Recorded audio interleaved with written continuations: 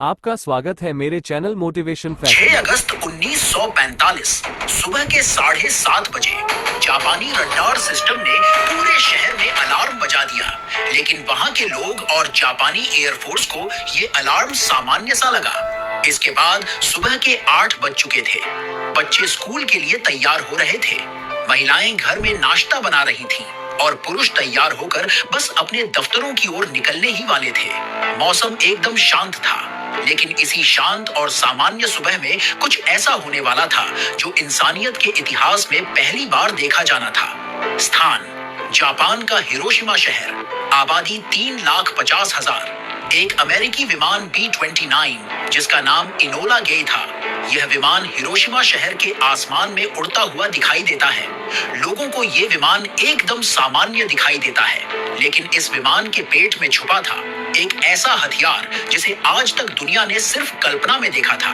Little boy, एक परमाणु बम। सुबह के 8:15 पर इस विमान के पेट से एक बेलनाकार चीज ऊपर से गिरती हुई दिखाई देती है। इससे पहले कि लोग कुछ समझ पाते, पूरा शहर एक जलती हुई आग के गोले में बदल गया। हजारों लोग एक पल में भाप बन गए। कुछ की सिर्फ परछाइयां दीवारों पर रह गई। शहर की इमारतें, सड़कें, पेड़, सब कुछ भस्म हो गया। इसमें लगभग 70 से 80 हजार लोग उसी दिन मारे गए, जिसमें बच्चे, बूढ़े, जवान और पशु पक्षी भी शामिल थे। यह इतिहास का सबसे भयानक दृश्य था, जिसे हर कोई देख रहा था। लेकिन इसके आगे जो होने वाला था, वो दृश्य इससे भी भयानक होने वाला था। 9 अगस्त 1945। जापान अभी हिरोशिमा के घावों को समझ भी नहीं पाया था कि 3 दिन बाद दूसरा अमेरिकी विमान आसमान में मंडराने लगा। लेकिन इस बार उसके अंदर था फैट मैन, जो लिटिल बॉय से भी ज्यादा शक्तिशाली परमाणु बम था। 11:02 पर नागासाकी पर भी आसमानी मौत बरसी। इस बार भी हजारों जानें उसी पल चली गई। दोस्तों, यह सिर्फ 2 शहरों पर बमबारी नहीं थी, बल्कि यह एक सभ्यता को झकझोर देने वाला फैसला था। तो अब सवाल आता है कि आखिर ऐसा क्या हुआ था कि अमेरिका ने जापान पर 2 परमाणु बम गिरा दिए? क्या यह युद्ध को समाप्त करने का तरीका था या शक्ति प्रदर्शन? क्योंकि उस समय अमेरिका और जापान में कांटे की टक्कर हो रही थी।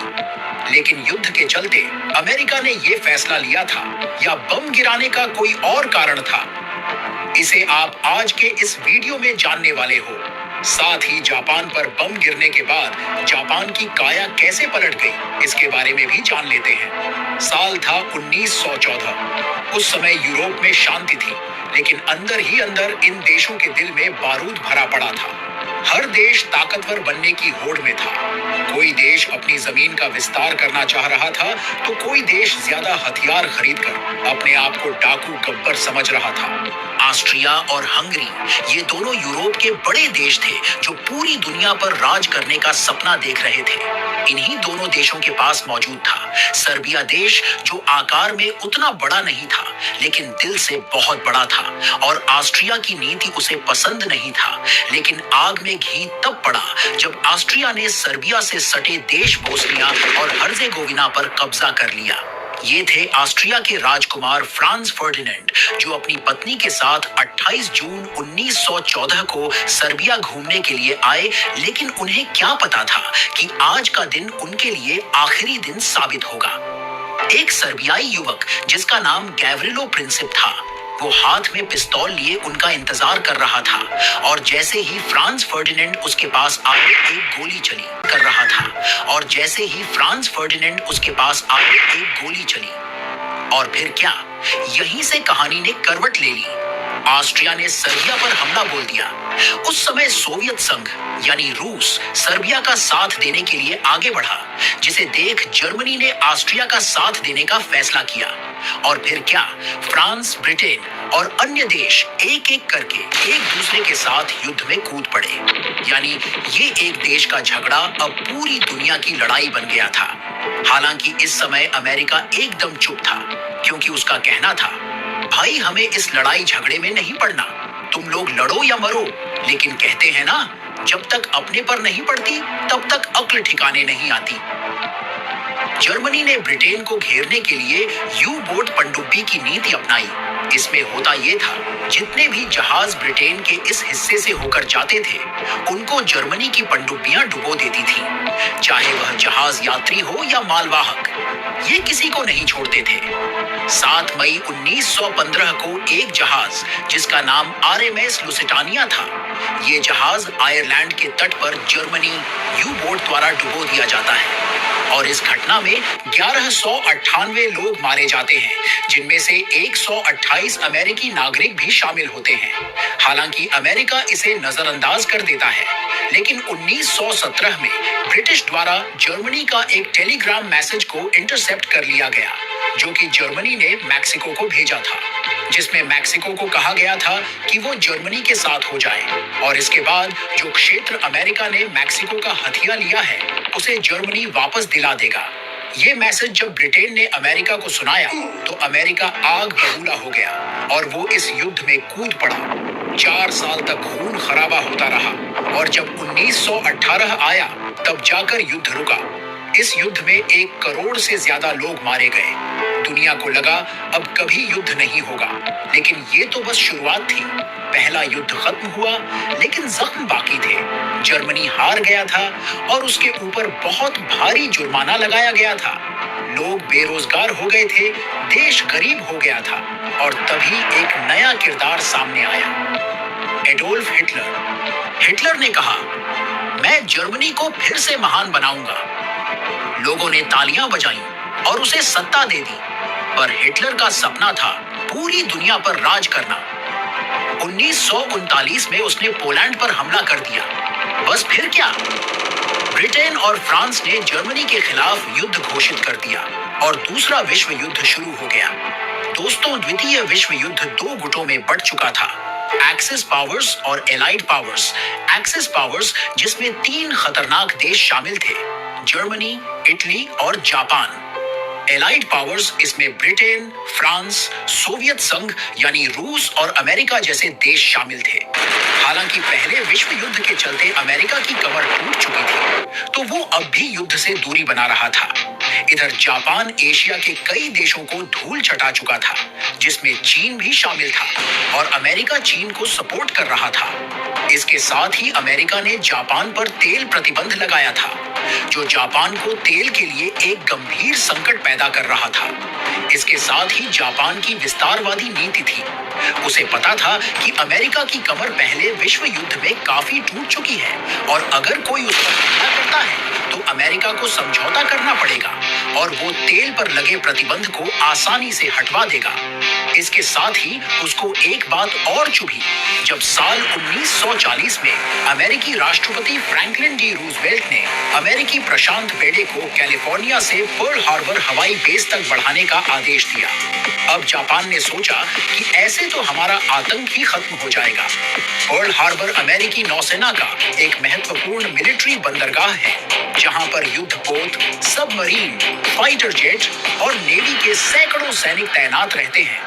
यह प्रशांत महासागर के बीचों बीच स्थित हवाई का एक द्वीप समूह है, जो अमेरिका का हिस्सा है। कैलिफोर्निया से इसकी दूरी 4000 किलोमीटर और जापान से इसकी दूरी 6400 किलोमीटर है।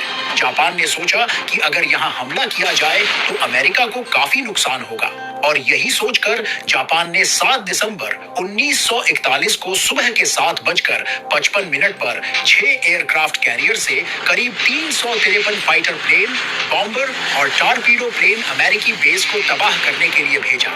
इस हमले में लगभग 2403 अमेरिकी नागरिक और सैनिक मारे गए और करीब 1178 लोग घायल हो गए। अमेरिका के 8 युद्धपोत में से 4 समुद्र में डूब गए और बाकी के 4 बुरी तरह क्षतिग्रस्त हो गए। इसके अलावा 300 से ज्यादा अमेरिकी विमान नष्ट हो गए। यूएसएस एरिजोना नाम का जहाज, जिसमें अकेले 1177 सैनिक मारे गए। हालांकि जापान के भी 29 विमान नष्ट और 64 सैनिक इसमें मारे गए। इसके बाद 8 दिसंबर 1941 को अमेरिका ने जापान के खिलाफ युद्ध घोषित कर दिया। इसके बाद अमेरिका पूरी ताकत से वर्ल्ड वॉर 2 में उतर आया। यही हमला जापान की सबसे बड़ी गलती साबित हुआ, क्योंकि अमेरिका की एंट्री के बाद जंग का पूरा नक्शा नक्शा बदल गया। अमेरिका ने 1941 से 1945 तक जापान से कई लड़ाइयां लड़ी, जैसे battle of Midway, battle of Guadalcanal, battle of Iwo Jima, battle of Okinawa, और इन सब में अमेरिका की जीत भी हुई। लेकिन जापान हार मानने को तैयार नहीं था। अमेरिका युद्ध करते करते थक चुका था, तो उसने इस युद्ध को खत्म करने का परमानेंट सॉल्यूशन खोजा, परमाणु बम। 1945 तक अमेरिका परमाणु बम को बना लिया था और उसके कुछ ही महीने पहले हिटलर ने खुद को ही गोली मार ली थी, तो अब उसका सबसे बड़ा टारगेट जापान ही था। दोस्तों, परमाणु बम का पूरा इतिहास जानने के लिए आप पहले से अपलोड किया हुआ हमारा ये वीडियो देख सकते हैं। अमेरिका द्वारा जापान के 2 शहरों को बम गिराने के लिए चुना गया, जिसमें पहला शहर हिरोशिमा और दूसरा शहर कोकुरा था। इन दोनों शहरों में घनी आबादी और जापानी सैन्य अड्डा था। इसके साथ ही अमेरिका के जो वैज्ञानिक परमाणु बम को बनाए थे, वो ये भी देखना चाहते थे कि आबादी वाले क्षेत्र पर इसका कितना असर पड़ता है। दोस्तों, साफ तौर पर कहा जाए तो अमेरिका का ये एक तरह का इंसानों पर न्यूक्लियर टेस्ट भी था, जिसमें हजारों लोग भस्म होने जा रहे थे। अमेरिका द्वारा उस समय 3 परमाणु बम बना लिए गए थे, लिटिल बॉय, थिन मैन और fat man. Little boy uranium 235 से बना था और थिन मैन प्लूटोनियम से, जबकि फैट मैन प्लूटोनियम 239 से बना था। थिन मैन जो कि गन टाइप बम था और ये लिटिल बॉय से ज्यादा खतरनाक था। लेकिन इसमें सबसे बड़ी समस्या ये थी कि इसको जब फायर किया जाता तो ये समय से पहले फट जाता। इसीलिए लिटिल बॉय और फैट मैन को ही चुना गया। 6 अगस्त 1945 को हिरोशिमा पर लिटिल बॉय को गिराया गया, जिसमें 70 से 80 हजार लोग मारे गए। इसके बाद अमेरिका ने उसके 3 दिन बाद यानी 9 अगस्त को कोकुरा पर बम गिराने के लिए बॉक्सकार नामक विमान से फैट मैन को भेजा। लेकिन कोकुरा के पास जैसे ही विमान पहुंचा तो वहां का मौसम अचानक खराब हो गया। इसके बाद चालक को अल्टरनेटिव शहर के तौर पर नागासाकी को चुना और फैट मैन को वहीं गिरा दिया, जिसमें आज तक 75,000 लोग मारे गए, जबकि लिटिल बॉय से आज तक कुल 1,40,000 लोग मारे गए। अगर फैट मैन कोकुरा शहर में गिरता तो ये लिटिल बॉय से ज्यादा तबाही लाता। इसके बाद जापान की सरकार समझ गई कि अब और लड़ना मतलब पूरे देश को खत्म करने जैसा है। इसीलिए 14 अगस्त 1945 को जापान ने आत्मसमर्पण कर दिया और 2 सितंबर 1945 को वर्ल्ड वॉर 2 खत्म हो गया। लेकिन हिरोशिमा और नागासाकी पर बम गिरने के महीनों और सालों बाद भी लोग कैंसर, जन्मदोष और त्वचा रोगों से पीड़ित थे। इनमें कई पीढ़ियों तक मानसिक और शारीरिक बीमारियां चली। लोग सदमे में थे, परिवार बिछुड़ गए, हजारों बच्चे अनाथ हो गए। हालांकि अमेरिका ने इसके बाद जापान की काफी मदद भी की, जिसमें टेक्नोलॉजी, शिक्षा, इंडस्ट्री जैसे बड़े चीज शामिल थे। इसके चलते जापान 20 से 30 सालों में दुनिया की टॉप इकोनॉमी बन गया। बम ने जापान को तोड़ दिया, लेकिन अमेरिका ने उसे फिर से खड़ा भी किया। आज जापान और अमेरिका करीबी मित्र और साझेदार हैं। दोस्तों, यही तो इतिहास की सबसे बड़ी विडंबना है। अगर आपको ये वीडियो थोड़ा सा भी पसंद आया हो तो लाइक और चैनल को सब्सक्राइब किए बगैर मत जाइए।